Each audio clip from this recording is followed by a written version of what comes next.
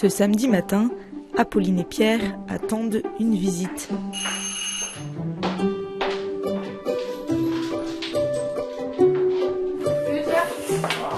Vous allez bien ? Le jeune couple de 24 ans s'est marié le 2 juillet dernier et aujourd'hui, ils reçoivent 2 de leurs témoins de mariage pour regarder ensemble les photos de ce grand jour. Trop belles les photos. Attends, décatage.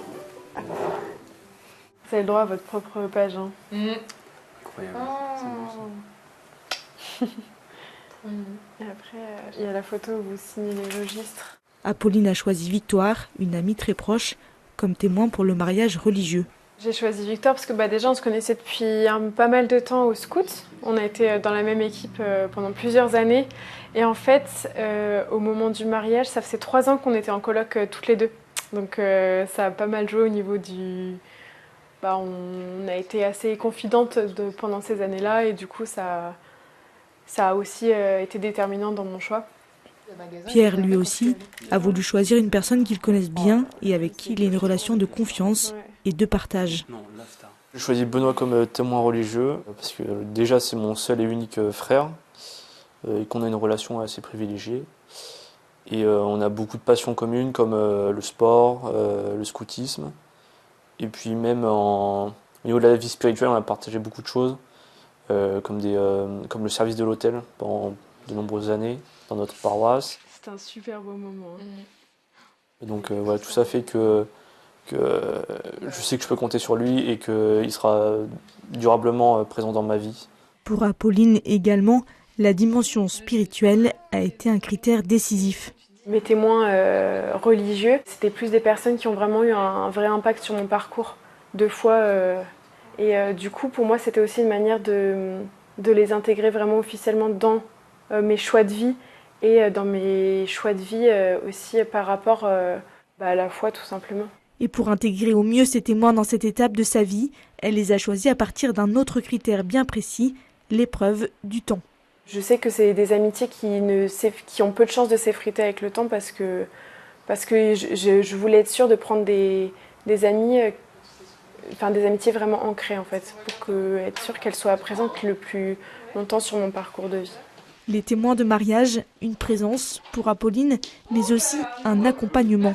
C'est important d'être entouré de personnes qui savent non pas pousser vers des décisions, ni pas être en train de reculer face à des décisions, mais vraiment un point de vue, des personnes qui ont un point de vue d'accompagnant. Être accompagnés par leurs témoins, c'est ce qu'attendent Apolline et Pierre pour les prochaines années de leur mariage. Comment choisir ces témoins ? D'abord, c'est parmi, bien souvent, le réseau des amis que ça se passe. Des gens qui connaissent les deux, le couple, l'homme et la femme. Je trouve que c'est important d'avoir une vraie connaissance du couple et de son cheminement qui ont, dans la mesure du possible, accompagné le couple dès le début, sachant que le fait d'accompagner le couple, c'est aussi les accompagner aussi dans leur vie spirituelle ou leur absence de vie spirituelle. De plus en plus, il y a un des mariés qui est plus impliqué dans la vie de foi que l'autre. Et donc d'avoir un regard extérieur sur le couple, je trouve que c'est vraiment quelque chose qui est intéressant, sachant que le fait de choisir ces témoins, c'est aussi l'invitation à voir des personnes qui croient dans la force du sacrement de mariage. C'est comme critère de choix. Si c'est des personnes qui ne croient pas dans le sacrement de mariage, etc., qui elles-mêmes sont, pour leur propre vie, c'est pas d'actualité. Ça peut être pas problématique, mais en tout cas ça peut être quelque chose qui fait que ça va pas être un appui dans l'avenir. Donc je pense que c'est important d'avoir ce critère-là. Un autre critère aussi qui peut être intéressant, c'est que le témoin ait pu rencontrer le couple dans différentes circonstances de sa vie, que ce soit dans sa famille ou dans la future belle famille, que ce soit dans un groupe d'amis, que ce soit en seul à seul. Voilà, qu'il ait aussi une opinion, qu'il se fasse une opinion sur...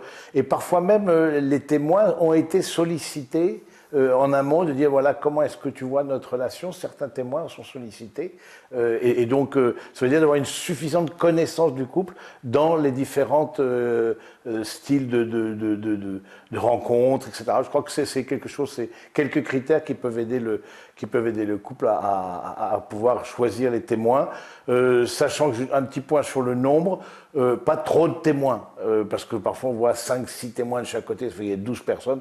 Moi je recommande plutôt 2 témoins de chaque côté, comme à la mairie, c'est 2 témoins, mais c'est pas le best-of des meilleurs amis, parce que ça c'est aussi, je trouve, quelque chose qui est pas tout à fait ajusté d'avoir cette manière-là de voir.